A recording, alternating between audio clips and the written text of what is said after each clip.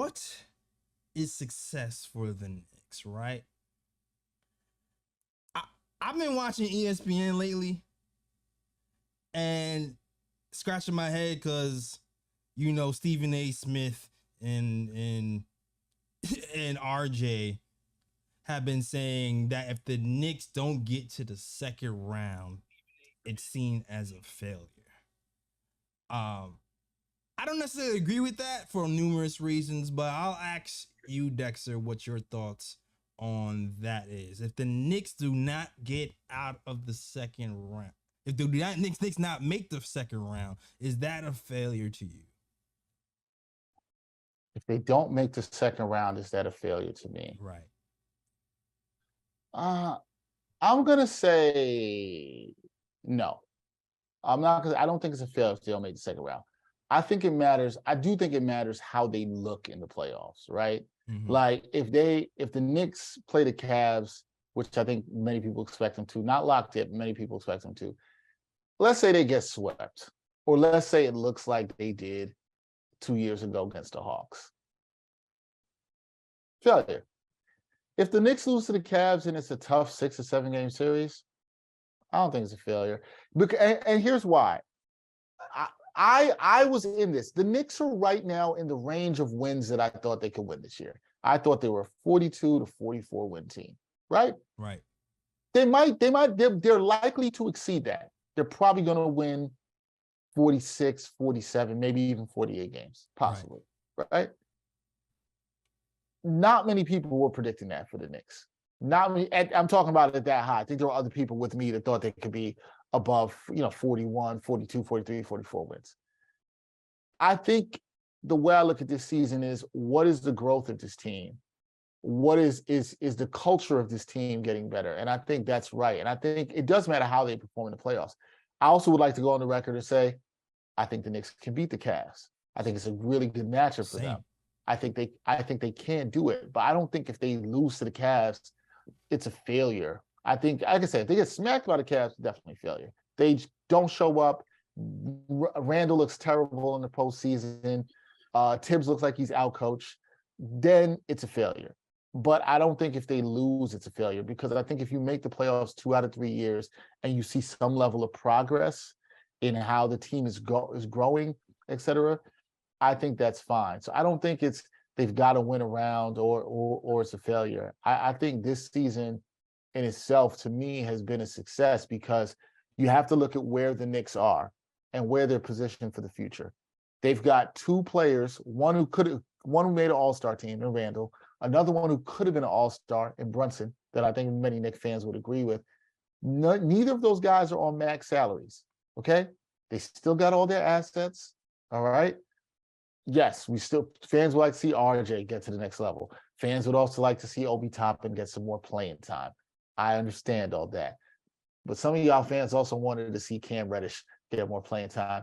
And I think we learned that Cam ain't all that as some of y'all might have thought that he is. But I think this team has been trending the right way. Quickly's developed. We all talk about the development of the Knicks, right? Development matters. Quickly is developing that nicely, okay? We've seen that. Josh Hart looks like a rotational player that should be here and around this team to come. That fans love. That was a good trade by the Knicks. Okay. Brunson, for some people out there who thought he was overpaid, looks like a steal now, and is playing like one of the best point guards in the East. The Knicks are not in a bad position no matter what happens in the playoffs. Now, can they get a star? There's all this question you talk about. Can they get a star? Can they add on to that? That's all stuff we can wait and talk till the offseason. And that will matter. But for now, I think if this team, no matter how many games they win, I think it's about having a good showing in the playoffs. If they lose, no, I don't think it's a player. It's a failure.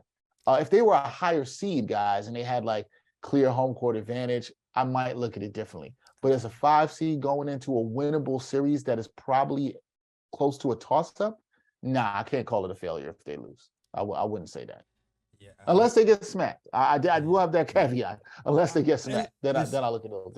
Listen, I'm with you, man. I feel like those type of caveats are for teams who are in the playoffs year after year after year. If you're in the playoffs consecutive years, and you're like a top 4 team, that's different. If you traded for Donovan Mitchell and we're in the playoffs last year, and then you lose to the Knicks.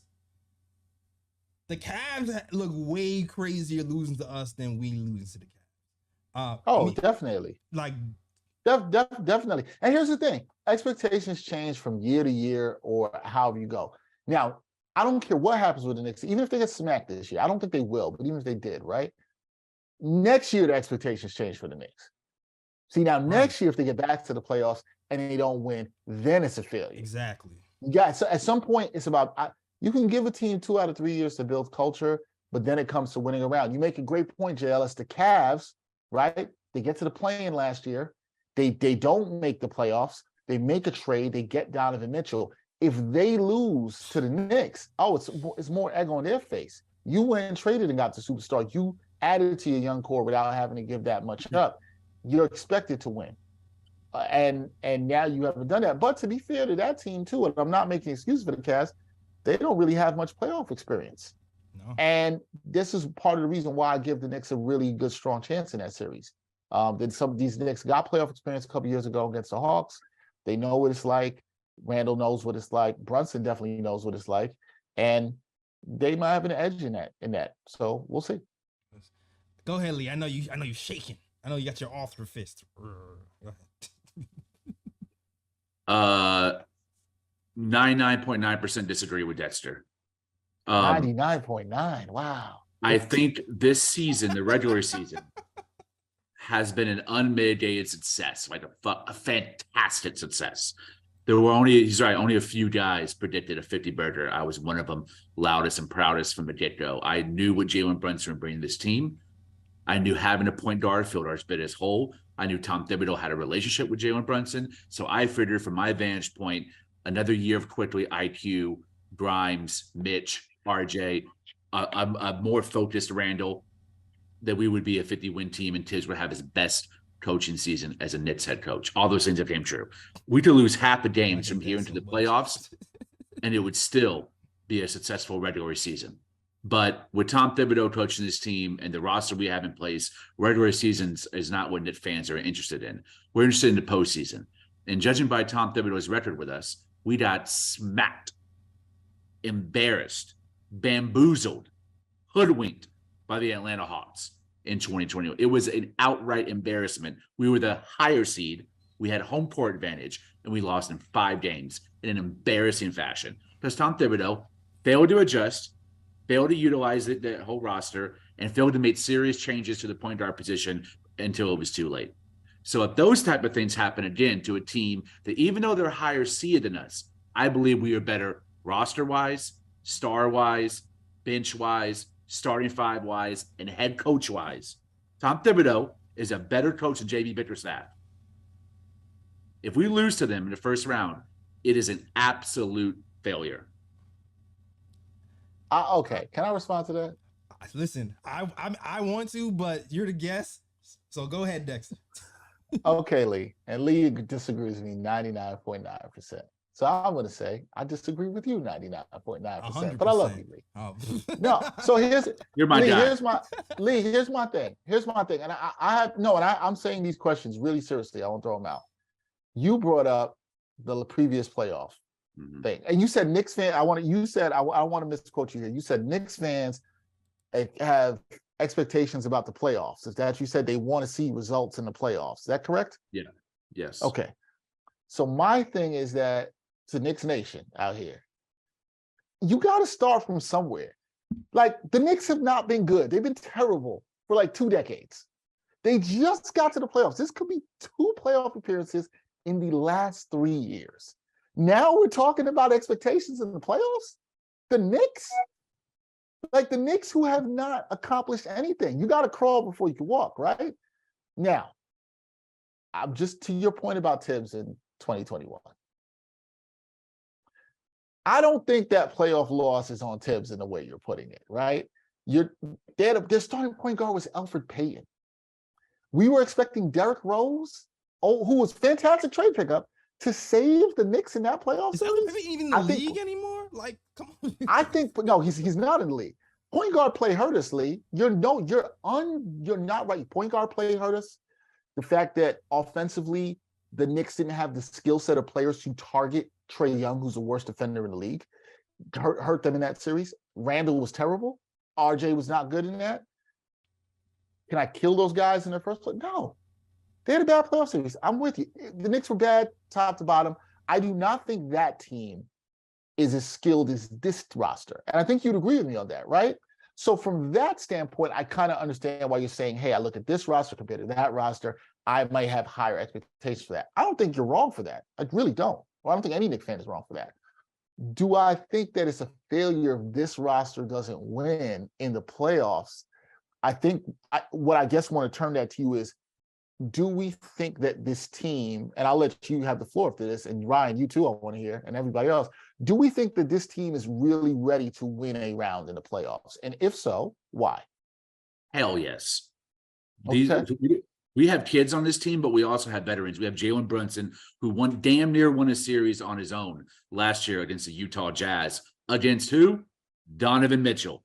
Smoked him in the playoffs. We also have the leading sixth man of the year candidate in Emmanuel Quickly. We have the all NBA defensive team candidate in Mitchell Robinson. We have an MVP candidate in Julius Randle. We have, this roster is so skilled and so tailor-made for Tom Thibodeau's system on both offense and defense. We're a much better team than we were 2 years ago, so my expectations are much higher than they were 2 years ago. Also, the crawling thing.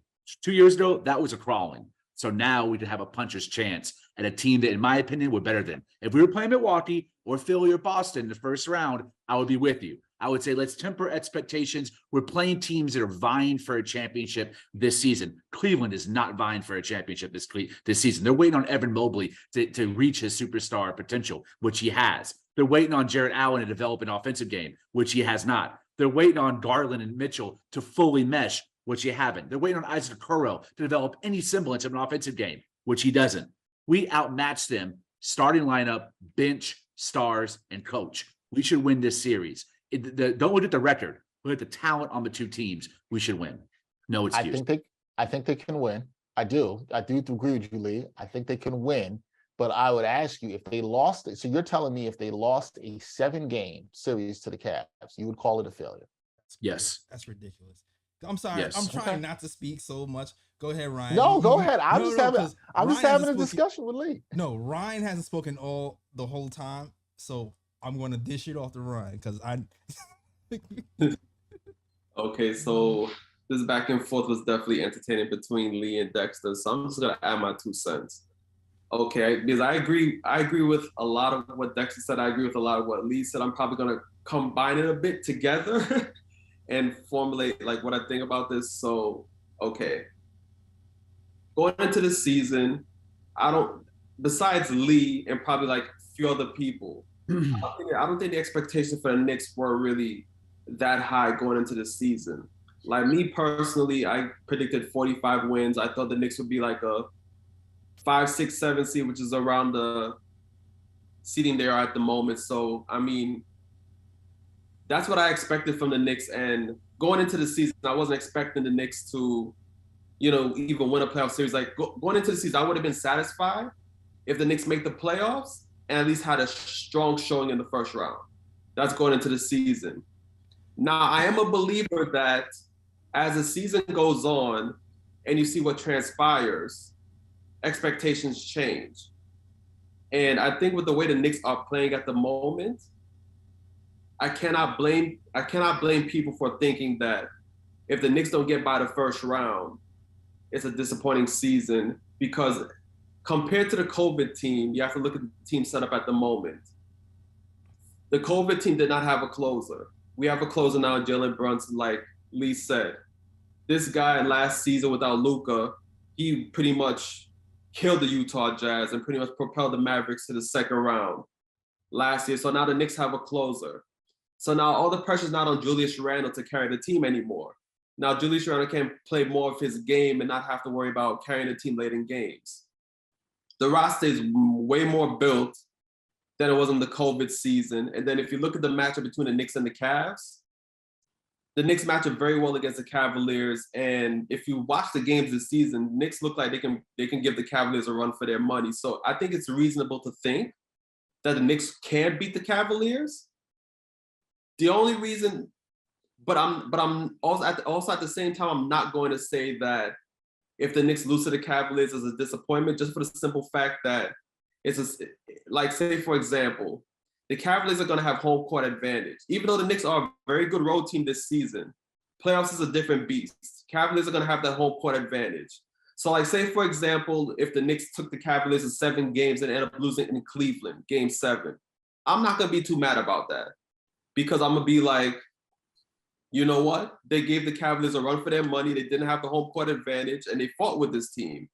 So I wouldn't be upset at that.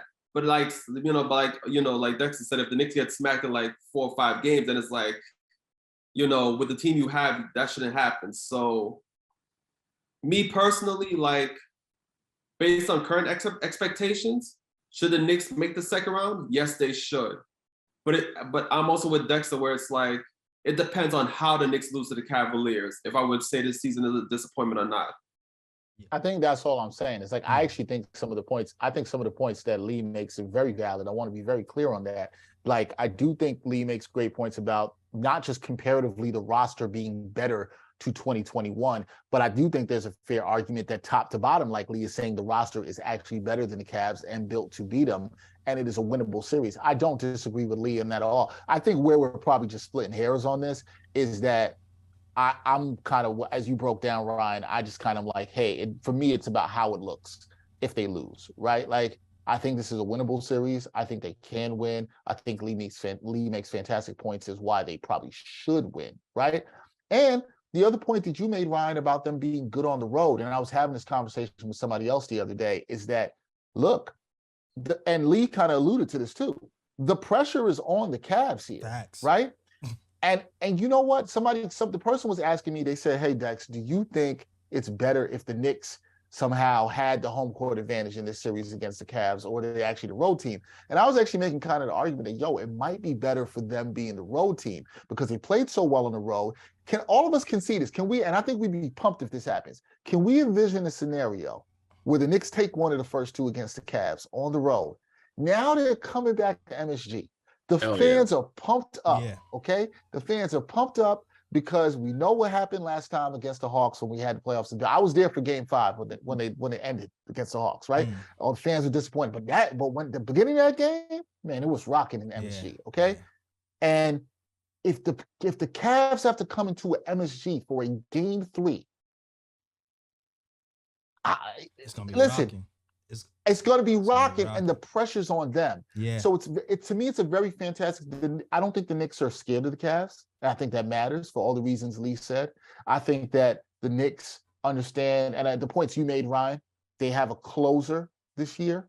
They have a guy that's going to stabilize this. I think a lot of what we're talking about here with the Knicks this year and this season and whether it's being a success, I think why this season's success for me, no matter what happens in the playoffs, is for what we're just talking about here. They've got a closer in Jalen Brunson. They have a leader in Jalen Brunson. There is somebody that we trust in Jalen Brunson. We might quibble about a lot of different things with the Knicks, right? Some people might not like Tibbs. Some people might not like this or that. But the one thing I think a lot of people can come away from this next season to say is, there's a guy and a leader on this team that we trust. Right. And that's what I think, even in everything that Lee's saying, I think that's what gives Lee, and you tell me if I'm wrong, I think this is part of what gives you the confidence with the Knicks going in against the Cavs, is that there's a guy, Jalen Brunson, as you mentioned, who you've seen get it done in the playoffs in a big moment, right?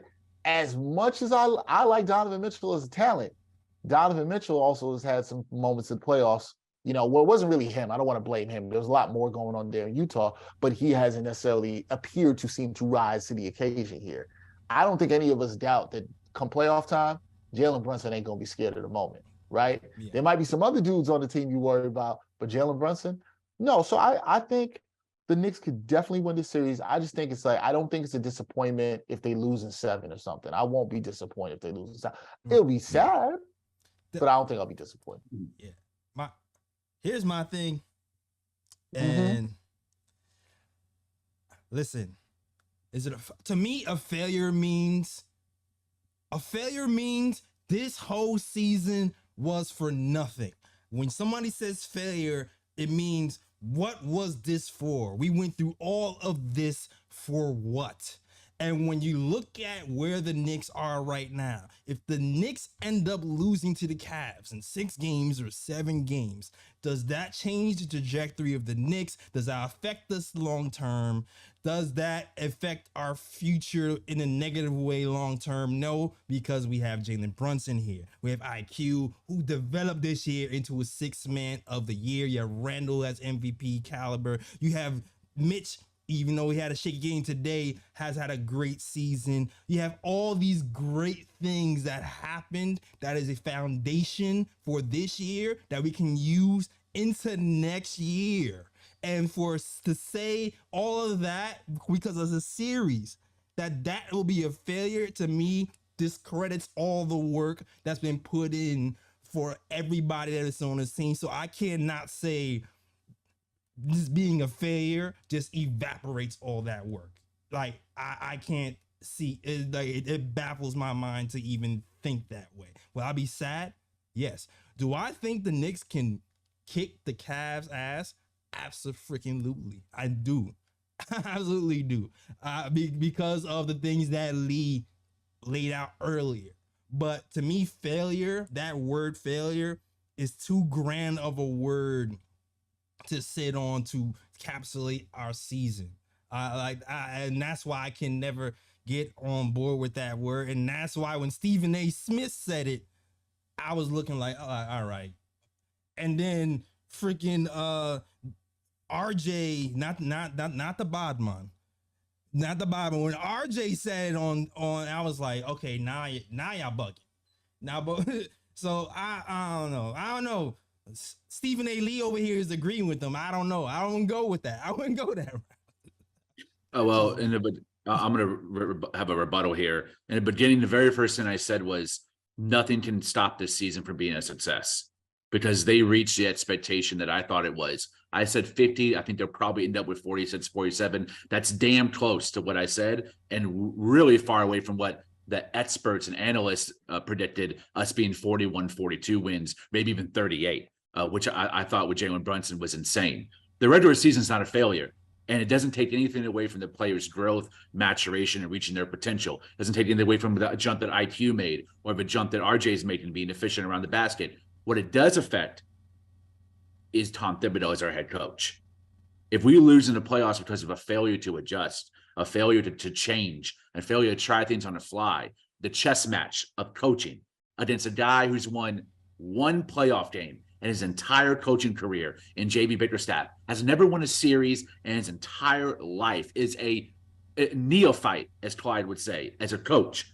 If Tom Thibodeau, who's won 61 playoff games, loses to him, out, fire his ass. Yes, that is a failure for the postseason. Not a failure for the regular season. That's a failure on Tibbs, and Tibbs has to hold that L out the door.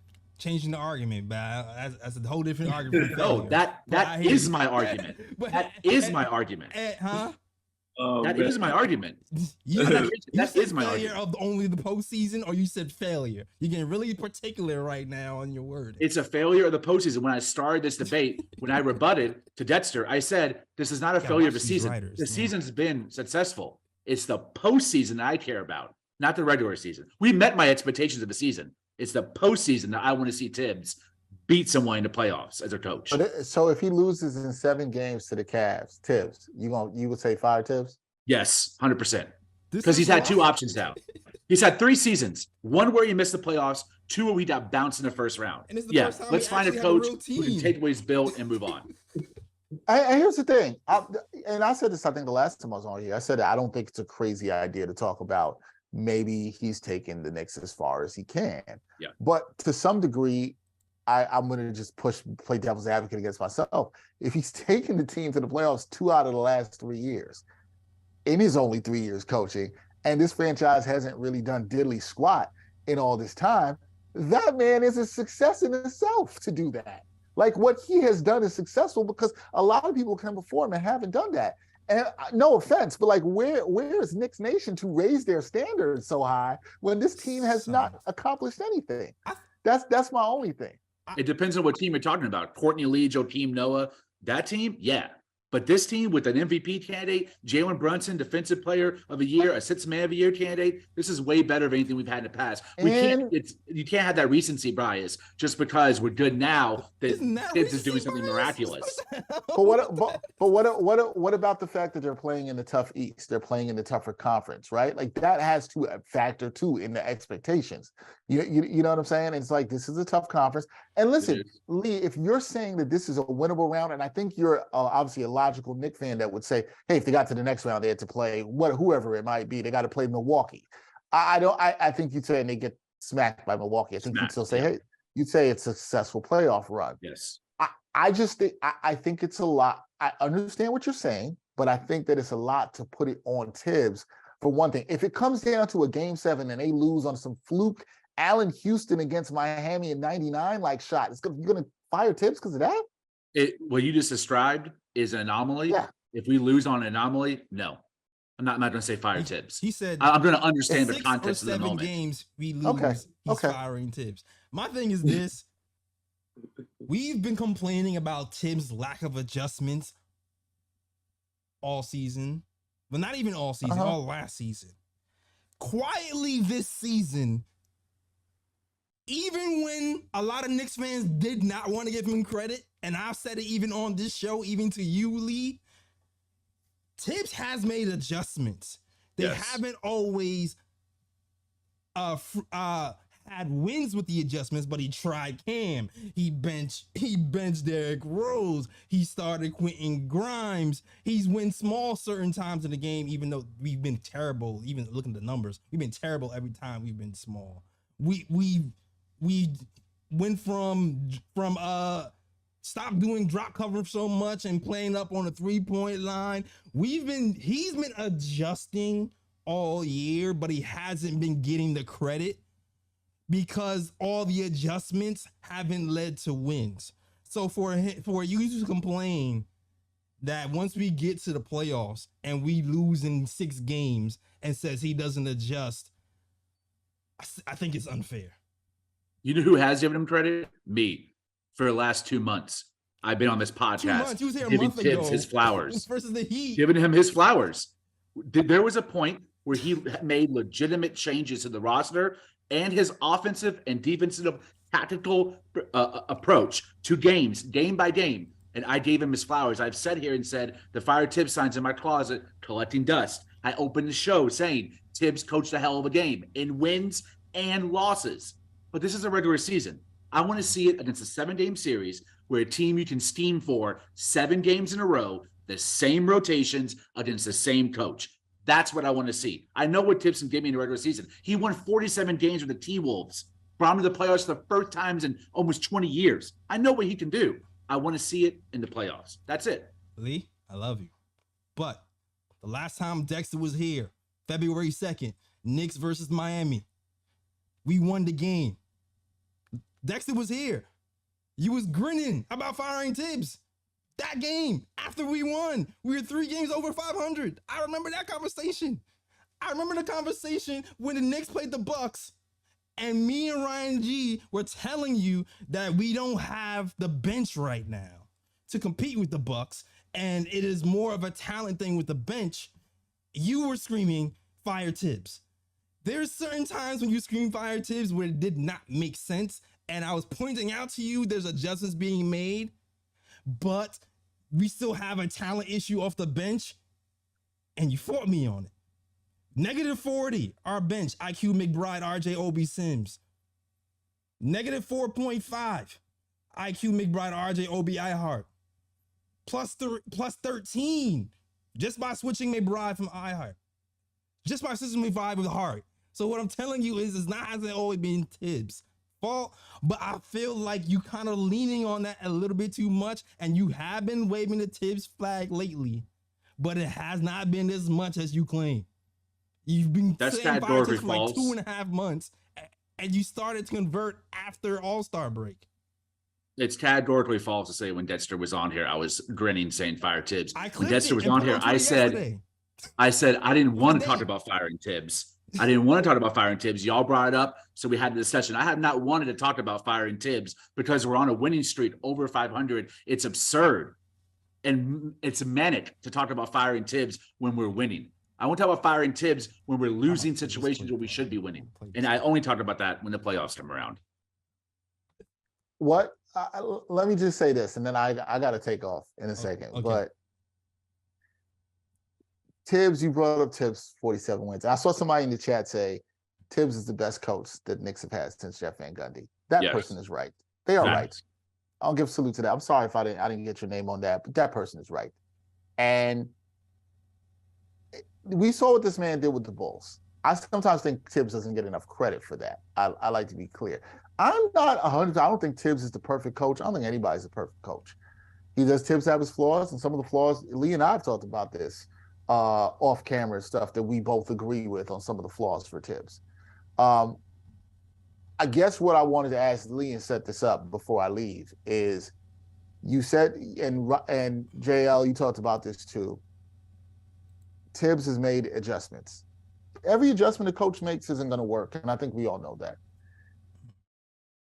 Do we have a reason to believe, or do you have a reason, really for Lee, I'm asking this question. Lee, do you have a reason to believe, based on what you've seen the last 6 to 8 weeks, that you do not think that Tibbs will make these adjustments come the postseason? And that's where I was. I think he will.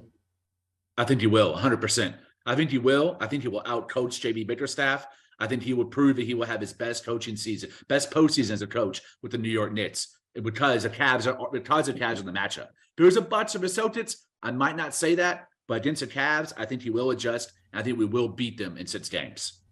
Okay, so you're confident he'll make adjustments. Okay. Yes. Okay, I can't wait to come back and talk with you guys during the playoffs. Look, man. I'll say this before I peace out. I think, like I said, I think Knicks Nation should be excited. I know you're excited. I don't think people should get it twisted that Lee is not. I know you're excited. I know Ryan's excited. I know JL's excited. Thanks. I think this has been a good season. I'm not faulting Lee or anybody who thinks that this is a winnable series. I think that's logical. I do not think that's crazy. And if you want to have the expectation that she'll win, that's fine. That's fine. I think totally. Listen, the fact that as Knicks fans can talk about a winnable series is a good thing. It's been a long time. Yeah, it's been a long time. Yeah. This is a good thing. This is not a positive thing. This is a good positive discussion. And I think it's fine that we're able to discuss it and say the Knicks can win this. And I really believe if the Knicks play the Cavs, I think Knicks fans should be excited that they can go there, win a game on the road, bring it back to MSG, tied at 1, maybe up 2-0, and the Garden's rocking. That's what you should want this spring if you're a Knicks fan. That's what you should want. I think that situation is very possible. I think this team is good fortitude. I think people should have some slight concerns about this game, as we talked about here the last 2 games, but look at some of the positives and say to yourself, this team has shown me to bounce back all year. Even Leah said this team has shown, the coach has shown, and JL's was saying this too, to make some adjustments. Yeah. Ryan talked about the different things that he likes with seeing with RJ and other guys too. This team has shown growth and fortitude all year. So I think Knicks fans should be excited, man. I think it's dope. I think it's a dope time. And I think Knicks fans just enjoy the ride. I guess I'm kind of in that space too. I'm just trying to enjoy the ride and enjoy it. And look, as somebody who covers the team and does all the stuff in your sports, I hope it's a good spring. I hope it's a beautiful spring. I hope they make a not long as they can playoff run. That's all I'm hoping for, man. I'm just hoping for the good vibes. Appreciate y'all. I do have to run. Got to be in the studio in the morning. I appreciate y'all so much, everybody listening, and we'll do this again soon. Maybe they play the Heat next week. So let me know, man. I might have to make it 3 for 3. We might have to make. Let's go. Listen, come back, Dex. Let's go. We love you, Dexter. Love you guys too, man. Peace and love. Be good. Yeah, peace and love, man. Yep. Yeah. Later. All right. I just want to add one thing to the whole 5 tips thing. These are just my thoughts about it, just hearing it back and forth. So for me personally, I'm willing to give Thibs some slack just for the simple reason where I would be more harder on Thibs if I looked at this roster and be like, okay, the Knicks have a championship caliber roster this season. And then if the Knicks lay an egg in the first round, then I would have been like, yeah, Thibs got to go. But just the simple fact that the Knicks are still building and the Knicks don't really have a championship caliber roster at the moment. If Thibs just have the Knicks do us. If Thibs could just have the Knicks have a strong first round performance, even if they don't win, I'm still willing to bring Thibs back. If the Knicks had a championship caliber roster and they lay an egg in the first round, that's when I would be like, yeah, Thibs gotta go. That's different. Monica was here before talking about consistency. Asked her about why the offense is good this season, even though it's ISO. It's just like, we have a lot of the same players here. Yeah, Jalen Brunson, the Knicks. Yeah, consistency. Like, to me, like Ryan G said, we don't have a championship caliber team right here. So it's not championship or bust. It's, have you shown growth from year to year? And the players have shown growth. And on top of that, the coach has shown growth. So I feel like because of what the coach has shown me this year, even if we don't make it out of the Cleveland round, which I think we're going to anyway, but even if we don't, I'm more confident that he can build off of the growth he's made this season than any of the past two previous years he was as a Knicks coach. So I think to me personally, he's earned the right to fail, at least this postseason, unless it's like some like collapse, like you said. I felt like he's earned the right to fail and show even more adjustment chops next season. Couldn't disagree more. I don't think any coach should ever have the right to fail. I can't really even believe it. You said that, especially since two of the seasons he's a coach, we didn't even make the playoffs at all. And the other one, he got absolutely embarrassed on national media to another coach who I think is not as good as him, and Nate McMillan. I think Tibbs is a better coach. The fact that my man JB Bickerstaff, who's not a bum, solid coach, but only has one playoff game win in his entire career when he subbed in. He was an assistant and had a sub in as the head coach, and he won one game, never won a series. I think Tibbs is absolutely a way significant better coach in every aspect of a game. And also Cleveland is a one-man team offensively. Garland's a very good offensive player, but really everything depends on Mitchell Robinson. On Donovan Mitchell. If he has a bad game, we might win in 5. So I think there's so many things in our favor: depth, defense, offense, just the guys who have grown this team and played so long together, longer than the core in Cleveland. There's so many reasons why we should win this series. And if we don't, it would be an embarrassment and a failure in my eyes. It'd be an embarrassment to fire a head coach after a successful season. And if he gets to a playoff role and we decide to fire him because we lose in game 6 to a team who traded for a top 15, top 20 player in the NBA, that'd be an embarrassment as an organization and an embarrassment as a whole. It's like a very extremely knee-jerk reaction, considering this is his first year he had this team, the first year we actually had a chance, and he's shown that he's adjusted all through this season. It to me, that just screams knee-jerk, prisoner of the moment type of move. Yeah, I couldn't disagree more. Yeah. It worked out well for the Toronto Raptors. Excuse me? It worked out well for the Toronto Raptors. Yeah, but the Raptors traded for Kawhi Leonard, though. Yeah, exactly. But Nick Nurse is a better coach. Is there a top 10 player on the team? Yes. Stop. Julius Randle was a top 10 player this season. Top 10 overall? Like for the last 5 years? What are his clutch numbers, Lee? The last 10 years? No. What are his clutch numbers? This year? Let's get into the nitty-gritty. He's number 7 MVP voting. Game on the line. Julius Randle is averaging 4 points a game in the fourth quarter. Lee, 4 points a game in the fourth quarter. So I understand the broad numbers are good for an MVP caliber player, but when it comes to the end of the game, more often than not, he's not getting it done. We've seen the turnovers. We've seen it. So come on.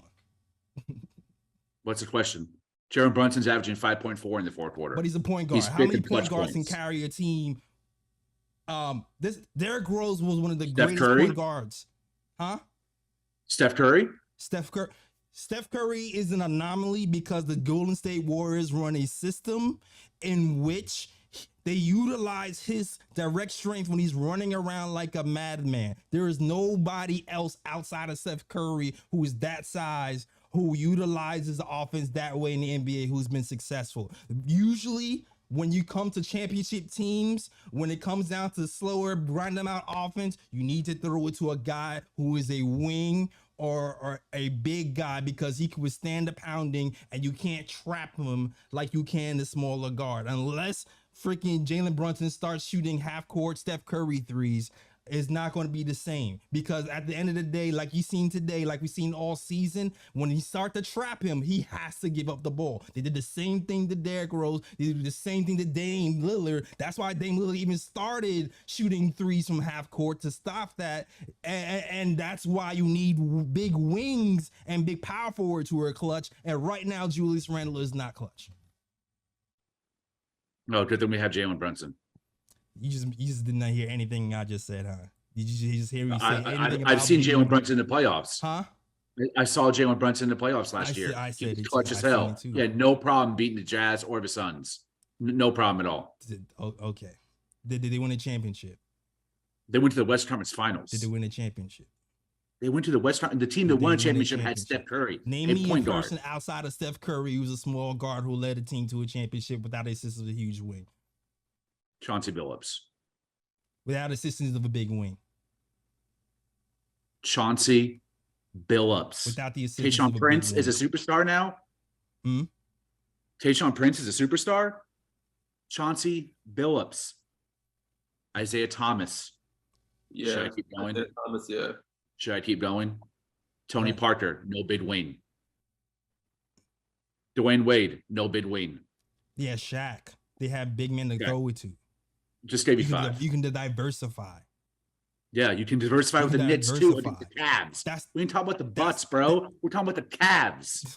That's the point of this. The point of this is we have Jalen Brunson, but there's nobody who was clutch outside of Jalen Brunson once Jalen Brunson does not have the ball. You can take the ball out of Chauncey Billups' hand, and Rip Hamilton is one of the best run-around Steph Curry-like three-point shooting wings in the NBA. You can go to that. We don't have that type of shooting here. We don't have that type of big wing here who can alleviate once the ball is out of Jalen Brunson's hand. I trust Emmanuel quickly. I do have a bit of a rebuttal because I do get what Jay Ellis is saying. But the thing is, like with the Mavericks, for example, like that Mavericks team, that Mavericks team didn't really have a dominant wing when Jalen Brunson helped them to get by the Jazz, and a part of that was because the reason why the Mavericks were able to beat the Jazz. Stretch five. I think it's probably the same thing with the Cavaliers, is because the Jazz play with Gobert in the middle, and the Mavericks just spaced them out with 5 shooters. Exactly. And that gave Jalen Brunson a whole bunch of space to just dominate and just go off. And I think with the Cavaliers, it's going to be the same thing, because if you look at the Cavaliers lineup, they have Jarrett Allen, they have Evan Mobley. They basically play with 2 bigs, where they're going to probably have the same issue with the Knicks, and Jalen Brunson's going to probably have that space against the Cavaliers as well and dominate that also. That's why the Cavs is a better matchup for us. Yeah. That's why we don't beat them. That's why Cavs is a better matchup for us. And somebody says Rasheed Wallace on Detroit. Thank you. Like that. Oh, he's a wing? He's not a wing. He's a big. A big. Listen, this is what I'm saying, Lee. Wing, big. Somebody with size who can punish the defense when your lead guy isn't cooking. Because at the end of games, when your best scorer, they're going to try to get the ball out of his hands. When they do that, who is going to step up is my question consistently. That's why I trust Julius Randle as a second option. Huh? I trust Julius Randle as a second option after Brunson. Is averaging 4 points in the fourth quarter all season. And Brunson's averaging 5.4. What's the point? Jalen Brunson's clutch numbers is number 2 in the NBA, Lee. Like, let's stop playing. It's number 4, actually. Stuff. You know what I'm getting at. It's number 4. He's number 4, actually. Okay. And he's number 4 at 5.4. At 5.4. That doesn't. So he's 1 point more than Randle. Doesn't change the argument. He's 1 point more than Randle. Randle is shooting what 20% from the field and 20% from three. Glee, stop playing with me, really. You acting like you don't know what I'm talking about. You act like you don't know what I'm talking about. I don't agree with you. I will look up Randle's clutch numbers right now, and you know Jalen Brunson's numbers in the clutch are like 50% and 40% from three in the field goal percent. That I'm not arguing. And I'm not arguing Randle's that. is at 20. You know that, Lee. I'm not arguing playing that. Like you don't know? I'm not arguing that. I'm arguing the point percentage difference between Brunson and Randle is 1 point. I trust Randle as a second option scoring when Brunson is on the court as well. I have faith in that, especially if IQ's on the floor too. Against the Bucks, no. Against the Cavs, hell yes. Okay, if I get 4 points and take 12 shots, and I have 5 points and I take 2 shots, who's better? Randle is getting this 1 point less on more shooting. Like, come on, Lee. Like, That's you know not the what argument. I'm talking about. I'm not arguing with you on that. Huh? I'm not arguing with you on that. So but as a secondary option. Why are you arguing an angle that Julius Randle is a good clutch shooter when you know he's not? He's not a good clutch shooter, but I trust him as a secondary option when Brunson gets doubled in the clutch. Give it to Randle, he'll get you a bucket. He showed it this last month. He's a top 10 player this season, not in the last 10 years or the last 5 years or the last 3 years, this season specifically, which is what MVP voting is based on. He's top 10. In fact, NBA.com has him number 7. Okay. Well, for like a month straight. I admire your blind optimism. He's had some great moments in the fourth quarter in the last month. But when you're looking at the entire year, it has not been that way.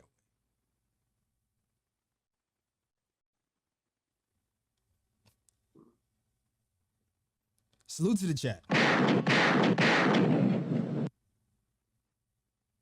I know y'all enjoying this debate. They love it. I mean, both. Both make good points. Both y'all make good points. But yeah. So even though I'm more, I'm more lean towards Lee, saying that I do trust Julius Randle as a second option. As long as I just don't trust Julius Randle as a first option. Agreed. Thank God we got Brunson. Yeah, I trust him more as a second option than a first option. Am I 100% sold? No. I'm not 100% sold.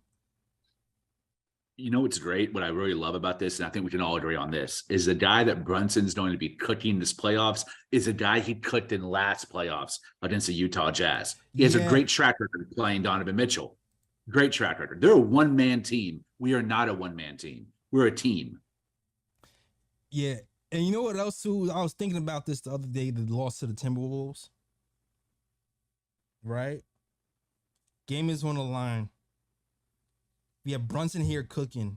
Gobert is meeting Brunson right at that foul line area to prevent him from going all the way to hoop or even shooting the mid-range. It would have been the perfect opportunity to go small there. Have Julius Randle play the 5. Kind of did what Utah did to Gobert in a series last year, but didn't do it. Admittedly, though, we haven't been good when we've been playing small this season, so I can understand the hesitation. But considering what was happening yesterday with the center position and what Gobert was doing, it would have been a good time to try it.